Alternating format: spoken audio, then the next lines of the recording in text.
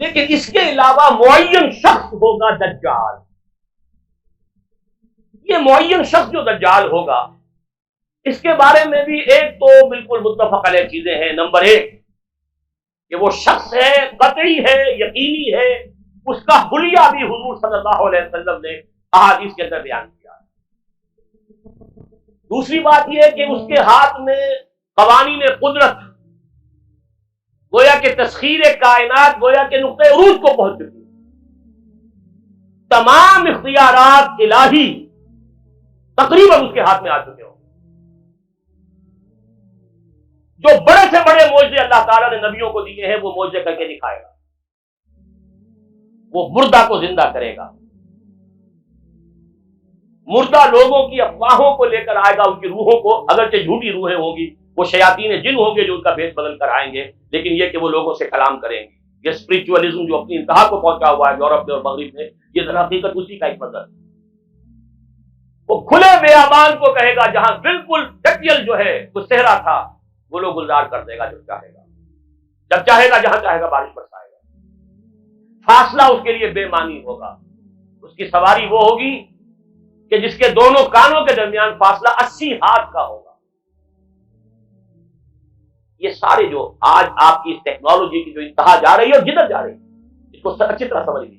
آج سے 100 سال پہلے شاید انسان ان چیزوں کا تصور نہ کر سکتا. وہ کوئی سواری ایسی بھی ہو سکتی ہے جس کے 2 کانوں کے درمیان کا فاصلہ جو ہے وہ 80 ہاتھ کا ہو. آپ کے یہ سارے جیٹس جو ہیں وہ کیا ہیں؟ ان کے رڈارز جو لگے ہوئے ہیں، دونوں کان ہیں. اس کا ایک قدم اگر مدینے میں ہوگا تو دوسرا بیت المقدس میں ہوگا. اس کی آواز پوری دنیا میں سنی جائے گی. سنی جا رہی ہے کہ نہیں؟ یہ ساری قدرت، ساری قوتیں، تسخیر کائنات کلیتاً ایک آدمی کو چیر کر 2 ٹکڑے کرے گا، 2 ٹکڑوں کو علیحدہ کرے گا، ان کے درمیان چلے گا اور پھر ان دونوں کو جوڑے گا اور کھڑا کر دے گا. احادیث میں ساری موجود ہے. سرجری جدھر جا رہی ہے وہ جب نہیں کہ وہاں تک آدمی پہنچ جائے. فریز کر کے تو یہ معاملہ ہو ہی سکتا ہے، لیکن یہ کہ ابھی اگلا اور قدم کیا ہوگا کچھ نہیں کہہ سکتے. یہ چیزیں تو ہے متفق علیہ. البتہ کچھ معاملات کے اندر احادیث میں کچھ اختلاف پایا جاتا ہے اور یہ مشکلات الحدیث میں سے. اور میں بھی چونکہ اس مسئلے میں اب تک بھی کسی درجے میں ابھی قطعیت کے ساتھ میں کوئی بات نہیں کہہ پا رہا ہوں، لیکن اب چونکہ گمان غالب کے درجے میں ایک رائے تک پہنچ چکا ہوں، اس لیے میں نے آج اس بات کو آپ تک پہنچانے کے لیے یہ عنوان اختیار کیا. اس لیے کہ حدیث میں جو آتی ہے تفاصیل اس سے معلوم ہوتا ہے کہ یہ دجال 2 دلیل کرے گا.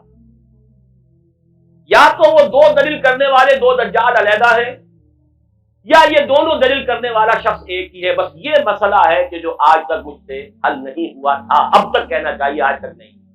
اور یہ اس میں علماء سے بھی گفتگو ہوئی ہے، اور جن لوگوں نے اس مفہوم موضوعات پر اپنا وقت لگایا ہے ان سے بھی گفتگویں ہوئی ہیں، تو وہ بھی اس مسئلے کو حل کرنے سے تاحال قاصر رہے. لیکن یہ کہ اب میری رائے یہ ہے کہ یہ 2 شخص علیحدہ علیحدہ، واللہ عالم. لیکن ایک رائے تک میں پہنچ چکا ہوں، اس لیے وہ رائے آپ کے سامنے رکھ رہا ہوں، اور آپ کے ذریعے سے وہ آگے بھی پھیلے گی تو اہل علم کے ساتھ جو ہے اس معاملے کے اندر تبادلہ خیالات کی نوبت آئے گی انشاءاللہ. لیکن یہ کہ اس میں یہ بات قطعی اور یقینی ہے کہ اس طرح کا ایک شخص پیدا ہوگا. البتہ یہ کہ آیا وہ 2 ہوں گے 2 مختلف اوقات میں، یا ایک ہی ہوگا ایک ہی وقت میں، صرف اس میں اختلاف. میرے نزدیک وہ 2 ہوں گے. ایک وہ شخص جو جھوٹا مسیح ہونے کا دعویٰ کرے، المسیح الدجال. جیسے حضور نے فرمایا میری امت میں 30 دجال اٹھیں گے جو نبی کا دعویٰ کریں گے، جن میں سے 5-6 تو حضور کے اپنے زمانے میں اور آپ سے متصل کھڑے ہوئے تھے. بعد میں محمد علی باب ہو، بہاء اللہ ہو، قادیانی اور کہاں کون اٹھے ہوں گے واللہ عالم. کسی طریقے سے ایک شخص مسیح ہونے کا دعویٰ کر کے کھڑا ہوگا، یہودی ہوگا. یہ ہے اصل میں وہ شے.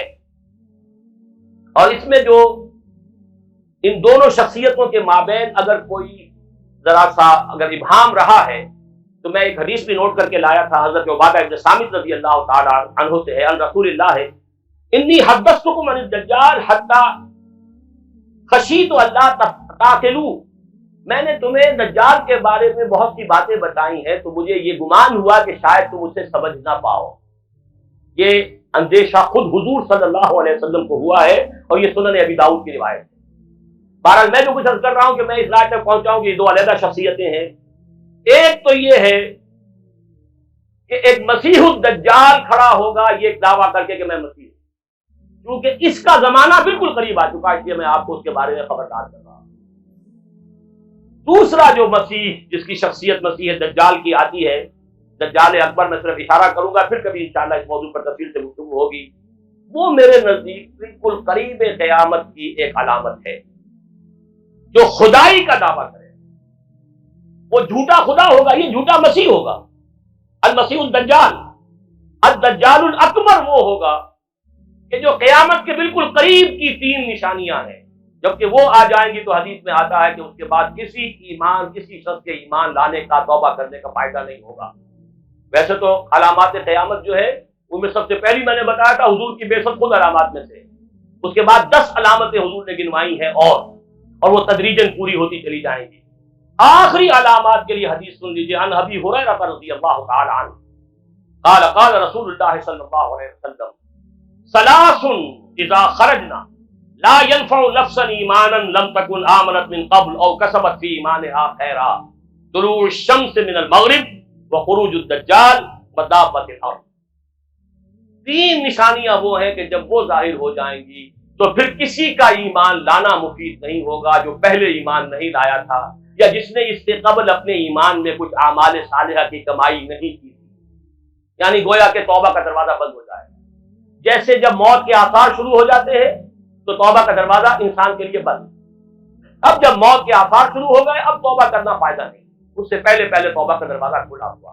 معلوم یغرغر، جبکہ وہ موت کے آثار شروع ہو جاتے ہیں، گھنگرو بولنا شروع ہو جاتا ہے، معلوم ہوتا ہے کہ اب جا رہا ہے، اب توبہ بیکار. اسی طریقے سے پوری نوع انسانی کے لیے توبہ کا دروازہ بند ہوگا اس وقت میں آ کر کہ اب کسی کے لیے توبہ نہیں، ایمان نہیں.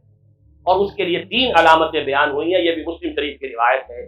آپ نے فرمایا 3 چیزیں وہ ہیں کہ جب وہ ظاہر ہو گئیں تو پھر کسی کا ایمان لانا جو اس سے پہلے ایمان نہیں لایا تھا اور اپنے ایمان میں اس نے کچھ اعمال صالحہ کی کمائی نہیں کی تھی، اب قتل مفید نہیں ہوگا اس کے لیے ایمان لانا. وہ 3 نشانیاں ہیں. طلوع الشمس من المغرب، سورج مغرب سے طلوع ہوگا. نظام شمسی میں کوئی اختلال ایسا ہوگا کہ جس سے سورج بجائے مغرب سے نکلے گا. وہ خروج الدجال ودابۃ الارض، ایک زمین سے کوئی چوپایا برآمد ہوگا. بعض احادیث میں آتا ہے کہ مروہ کے قریب سے وہ برآمد ہوگا جو گفتگو کرے گا انسانوں سے. یہ بالکل خرق عادت، یعنی وہ چیزیں کہ جن کا کوئی تعلق اب اسباب جو ہے دنیا کے ان سے کوئی تعلق نہیں ہے، کوئی فزیکل لا سے تعلق نہیں ہے، وہ بالکل معجزے ہوں گے، خرق عادت ہوگا. اور خروج دجال، وہ دجال جو خدائی کا دعویٰ کرے گا. اور حدیث میں آتا ہے کہ بہت کم لوگ ہوں گے کہ جو اس کے سامنے رک سکیں گے. اکثر و بیشتر جو کمزور ایمان والے لوگ ہوں گے وہ اسے خدا تسلیم کر کے اس کی پرستش شروع کر دیں. میرے نزدیک یہ آخری چھلنی ہوگی جو لگائی جائے گی اہل ایمان